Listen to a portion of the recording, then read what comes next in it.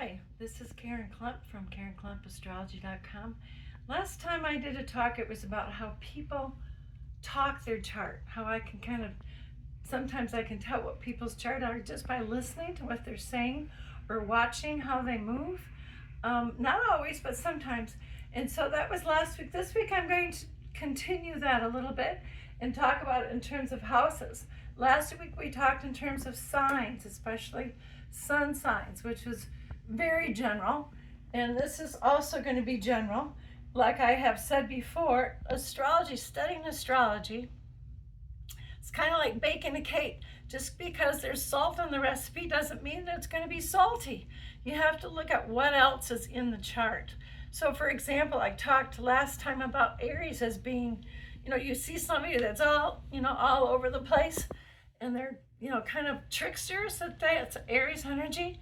Well, you may know someone that is not skinny and jumpy at all, and they're an Aries. Well, there's other things going on in the chart that may counteract that. But, like I see, what is it, John Candy that was on Saturday Night Live, that was a big guy that would do all kinds of tricks. I thought, I bet he's an Aries, or he's got a lot of Aries energy, because even though he was heavy, he was just all over the place, right? So today we're going to talk about houses.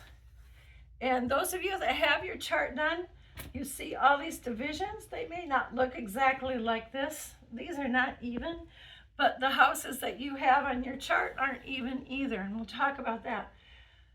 So sometimes we talk about Aries energy. Aries energy is also first house energy.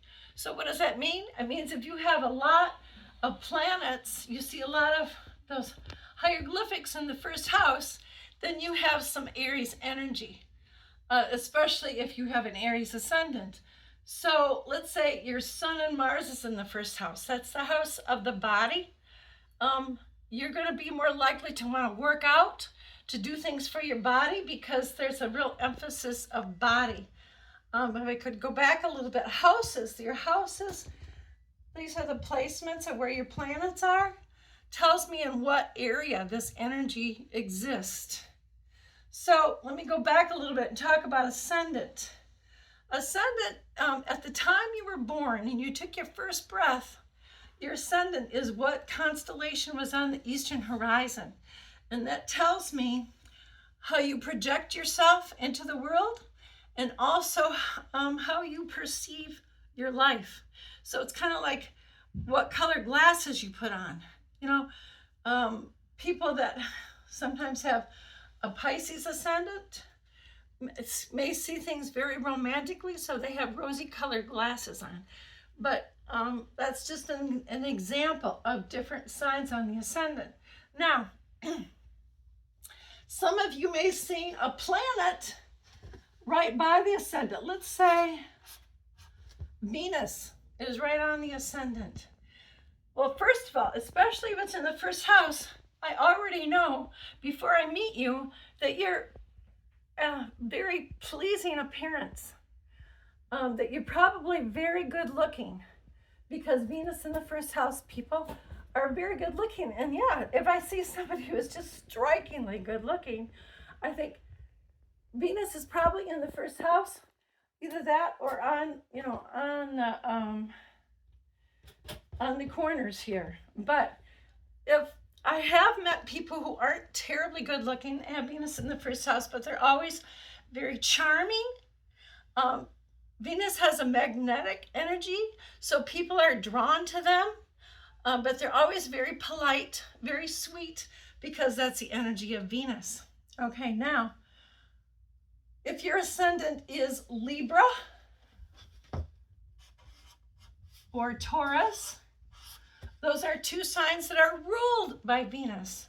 So if it's Libra, that's the relationship part of Venus. And so people that have a Libra ascendant always have people around them all the time, because it's that relationship aspect of Venus.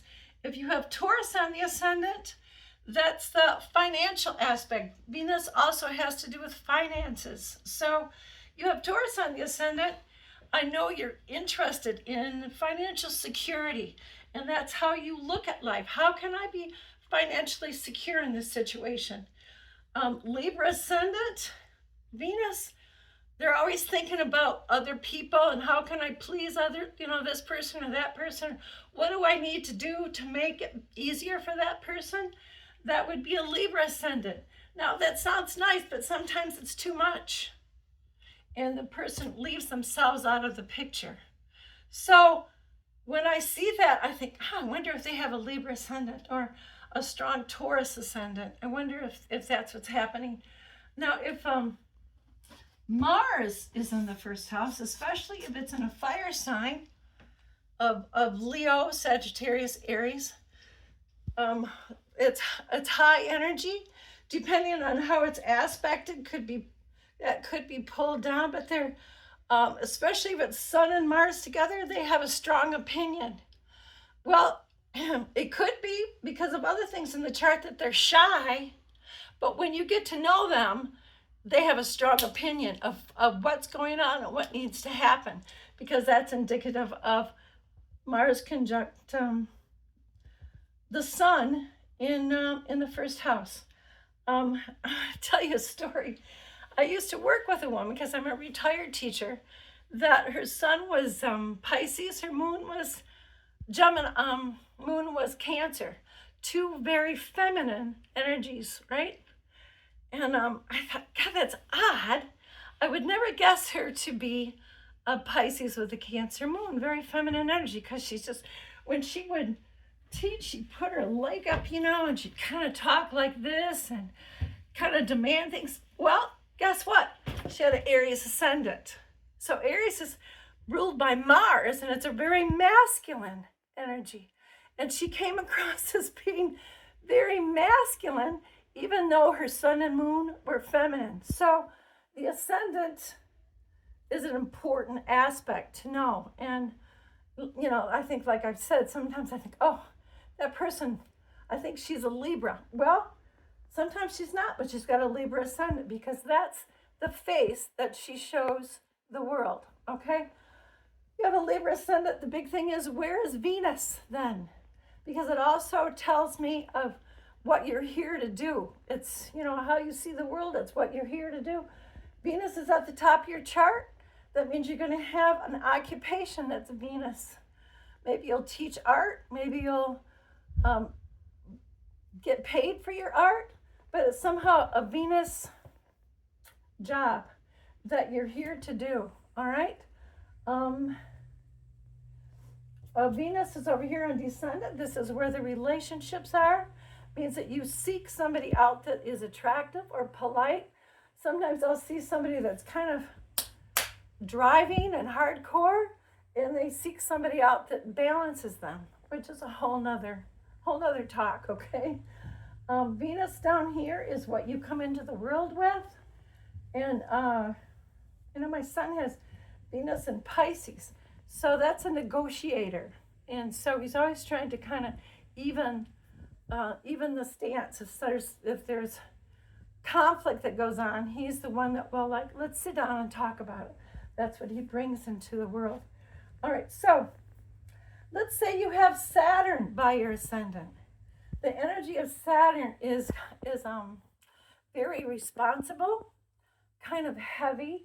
Oftentimes people that have Saturn right next to their ascendant here, it's really important for them that their opinion is respected. Well, you say, yeah, it's important for everybody. Well, they really have a radar up for that. So it's especially important to show them respect, or, they will be less likely to have somebody, they say it's always good to be able to laugh at yourself. It'd be hard for them to laugh at themselves, okay? Jupiter on the ascendant, especially in the first house, oh my gosh, they have big ideas. I mean, they're about growing corporations. Or I know I have a friend who has Jupiter in the first house, and right away she wanted to do a TED Talk, which she did. And she has this whole organization that she created. Jupiter in the first house is big, big ideas. It's, see what else? Mars. Uranus on the ascendant. They like to do surprises. You have somebody that has Uranus on the ascendant, and You never know when they're going to come around the corner with a little surprise, or they like excitement. Uranus, like Venus, is draws people to them.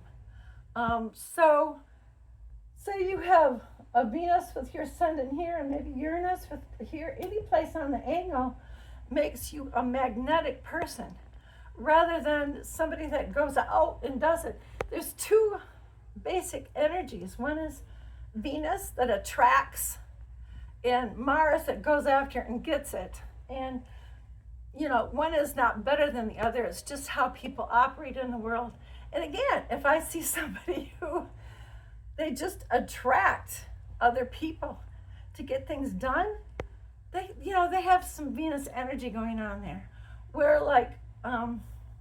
my sister has Mars, Scorpio here, which is ruled by Mars and Pluto. And then she has Sun conjunct Mars, okay? Oh my gosh, she's just dry. She just works very hard. And if she doesn't get it, she'll come back and try again. But she just goes after it until she gets it. Much different energy. So again, if I see that in an individual, I know that, I get an idea of what their chart looks like. So if they have a lot of planets in the second house, that's how they make money. So let's say you have 4 planets there, especially if they have a strong Earth, which is practicality. They're all going to be all about how can I make money? How can I get ahead? And you may not see it early in their life, but they're starting to read books about, rich man, poor man, trying to figure it out, okay? Third house, ruled by Gemini, is about communication, especially if they have a lot of air signs. Gemini, Aquarius, Libra, they're strong communicators. And especially if they have air on the top of the midheaven, they need to be in a career where there's communication, okay? Fourth house is a house of home. It's also, some people call it the house of soulfulness. So you have a lot in the fourth house. You're very into your home. You're very into, ruled by Cancer, into being domestic, okay? Fifth house is about having fun. It's also about children. It's also about sports. Things that bring life to your life that make you happy. One time I had somebody that came in to see me, and I had all this stuff in the fifth house, and I have to say, they came in wearing jogging shorts, and right away I knew, well, it's the sport aspect of it. It's also creativity, so sometimes it's the arts. But they like to have fun, they like to party, but sometimes it's about being part of a team, sometimes it's about making art, but they're all about having fun. Sixth house is a house of work, the house of health. You have a lot of planets there. Especially if it's got negative aspects, you may have health problems, but you're very interested, very involved with doing work, doing service. Seventh house is partnership. Let's say you have your moon there. Moon is your emotions. So you have moon in the seventh house. That means that you feel most comfortable if you're in a relationship. Where other people, they need a lot of alone time. If you have your moon in the seventh house, you really like to be with your partner a lot. That's ruled by Libra. Scorpio is the eighth house. Scorpio is ruled by Mars and Pluto, and they're about life and death. You have a lot of hieroglyphics, a lot of planets in the eighth house. You're going to go through some major changes. I'm not going to say your life is going to be easy or hard, because I don't think that way. I think sometimes if difficult things happen to us, that's when our character grows the most. But people that have a lot of planets in the eighth house are going to go through a lot of changes. A lot of changes. That's all I can say. It can manifest in a number of different ways. It can manifest through different deaths in their family. It can manifest through, it depends on the rest of the chart. Their own identity of who they are. Maybe they, are born female and want to be male, and all of that would be indicative of a lot going on in the 8th house, ruled by Scorpio, Pluto. 9th house has to do with spirituality, religion, education. It's like a higher learning or a higher understanding. Opposite the 3rd house is like everyday stuff. 9th house is about being objective and looking at the big picture. People that have a lot of planets in the 9th house often are educators. Sometimes they're ministers. So that's the 9th house. 10th house is about social standing, being recognized for whatever it is that you do. So they also say that if you particularly have your sun in the midheaven, this is like the top of the tree, the fruit of the tree, what you're here to do. Oftentimes it doesn't manifest until the latter half of your life because it's the fruit of the tree. It has to kind of grow up there. But realistically, I see that sometimes, not all the time, but this has to do with public recognition. So people up here are recognized for their work. They receive a lot of recognition for their work. If you have your sun or a lot of planets in the 11th house. Now, I say a lot of planets, particularly, here's my marker, particularly the Sun, Mars, Venus, Mercury. Those are called the personal planets. So particularly if you have those signs in these houses, make it even stronger because that has to do with your own personal identity, where the higher octave planets are more generational. Tell me about the generation. So anyway, if you have a lot of planets in the 11th house, you're all about your friends. You're all about your friends. 12th house has to do with you like to be behind the scenes. You like your solitude. If you have Venus in the 12th house, you really need your alone time to kind of, you enjoy your alone time. You may put music on and you just want to be left alone. So that tells you a little bit about what I see again when I see something and what it means about what houses most of their energy is in. So that gives you a little bit of an idea of how I read a chart or how I see something before I even look at the chart. Next week, we're going to talk about relationships and how I see when I look at a relationship and how that shows up in the relationship chart. So this is Karen Klemp from KarenKlempAstrology.com. Thank you.